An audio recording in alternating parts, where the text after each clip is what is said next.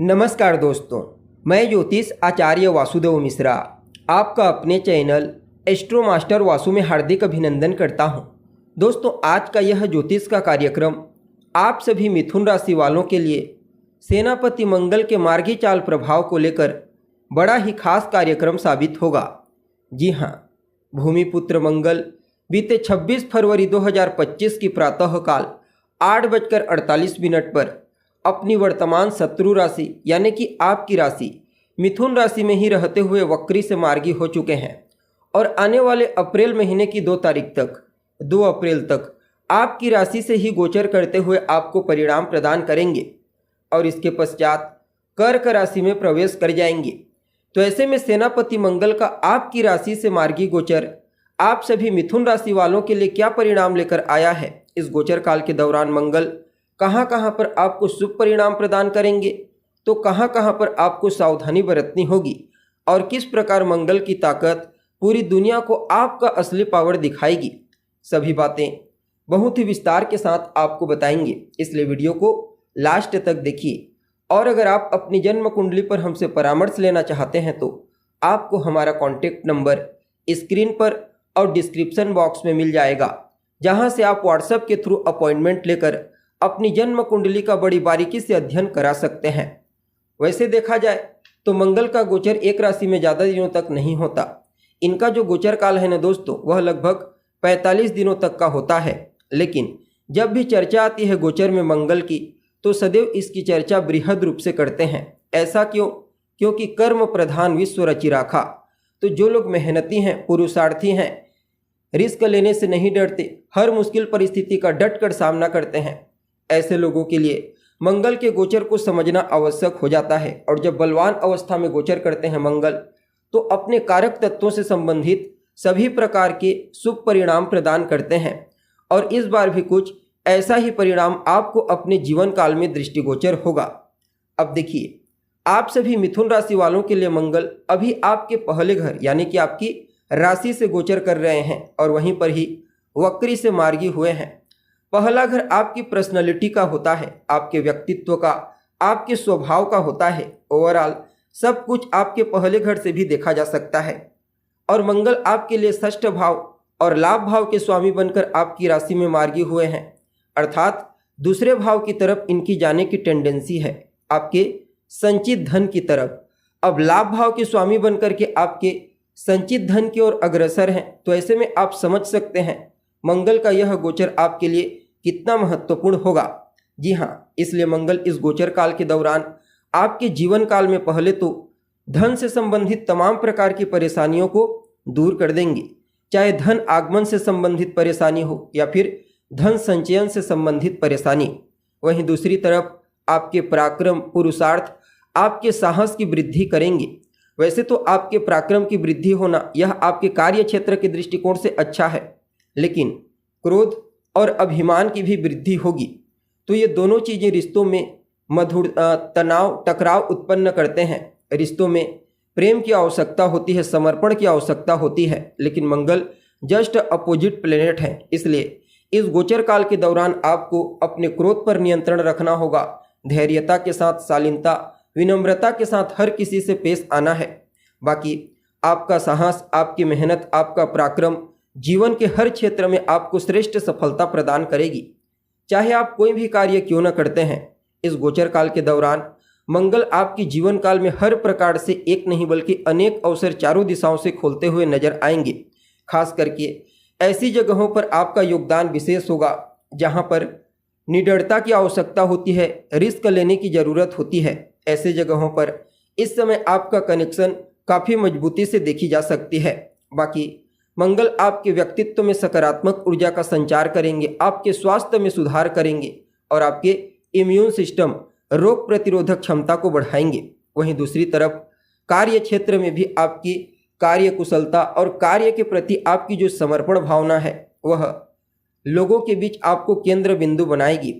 और इस समयावधि में क्योंकि मंगल लाल रंग के ग्रह हैं, तो जितना ज़्यादा आप लाल रंग का इस्तेमाल करेंगे, अपने जीवन में यूज करेंगे, उतना ही ज़्यादा मंगल आपको पॉजिटिव तरीके से परिणाम प्रदान करेंगे। बाकी आपकी प्रभावशीलता चाहे फिर आपकी पर्सनैलिटी की प्रभावशीलता हो, वाणी की या फिर आपके एक्शन की। बृहस्पति और मंगल ये दोनों ग्रह मिल करके आपके जीवन काल में निश्चित तौर पर आपके इम्पोर्टेंस को बढ़ाएंगे, आपके वैल्यू को बढ़ाएंगे। बाकी सेनापति मंगल आपके लिए षष्ठ भाव और 11th हाउस के स्वामी बनते हैं। जैसा कि आपको बताया गया है, षष्ठ भाव होता है आपके रोग रिपु ऋण का और 11th हाउस होता है प्रॉफिट का। तो इस गोचर काल के दौरान आप अपने मेहनत से, अपने पुरुषार्थ से धन आगमन के कुछ नए सोर्स ढूंढ निकालने में कामयाब होंगे। प्रतियोगी परीक्षा, कंपटीशन, इन सभी क्षेत्रों में आपको मंगल का सकारात्मक आशीर्वाद इस गोचर काल के दरमियान देखने को मिलेगा।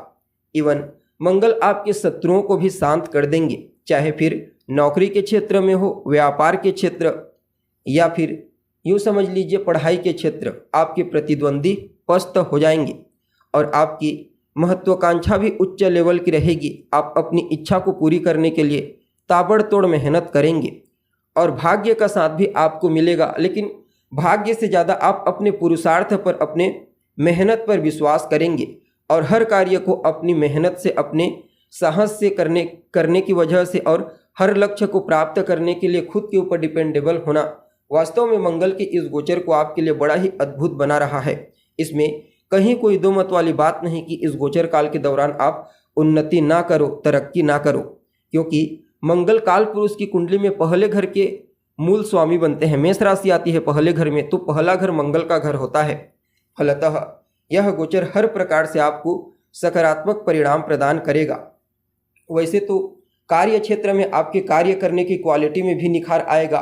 पूरी ईमानदारी के साथ और कम समय में बेहतर तरीके से कार्य करने की खासियत लोगों के बीच आपकी इम्पोर्टेंस को बढ़ाएगी, आपके जो यूज फॉर्म है उसमें वृद्धि करेगी। लेकिन जो लोग मेडिकल फील्ड से जुड़े हुए हैं, सर्जन हैं, डॉक्टर हैं या फिर एडवाइजर के रूप में कार्य करते हैं, सलाहकार के रूप में, या फिर टीचर हैं, शिक्षक, उन सभी लोगों को बाकी अन्य के मुकाबले कुछ ज़्यादा ही बेहतर परिणाम इस गोचर काल के दौरान देखने को मिलेगा। बाकी मंगल का यह गोचर काल आपके जीवन काल में सहयोग की भावना को मजबूती प्रदान करेगा, चाहे सामाजिक क्षेत्र में हो, पारिवारिक जीवन या फिर प्रोफेशनल लाइफ। इसके अलावा आप अपनी बुद्धिमत्ता का पराक्रम के साथ साथ सही तरीका से इस्तेमाल कर पाने में कामयाब होंगे। बृहस्पति के प्रभाव से प्रभावित होने की वजह से आपके स्वभाव में भी जहाँ एक तरफ क्रोध की मात्रा रहेगी तो वहीं दूसरी तरफ उदारता, दयालुता का गुण भी जागृत होगा। और बहुत हद तक ये जो गुण है ना दोस्तों, आपको ऐसी परिस्थिति में लाभ देंगे जिसके बारे में आप कल्पना भी नहीं कर सकते। बाकी आपकी नेतृत्व करने की क्वालिटी में निखार लाएंगे। आपकी जो सलाह होगी, अगर कोई व्यक्ति आपसे किसी टॉपिक पर सलाह मशवरा करता है तो आपके द्वारा दी गई सलाह सामने वाले के लिए विशेष प्रॉफिटेबल होगा। जैसा कि आपको मालूम है, मंगल के पास भी बृहस्पति और शनि के समान 7वीं दृष्टि के अलावा 2 और विशेष दृष्टियां हैं, 4थी दृष्टि और 8वीं दृष्टि। फलतः इस गोचर काल के दौरान मंगल आपके 4थे घर, 7वें घर और 8वें घर से संबंधित शुभ परिणाम भी आपको प्रदान करेंगे। भौतिकता के दृष्टिकोण से इनकी दृष्टि बड़ी जबरदस्त होती है।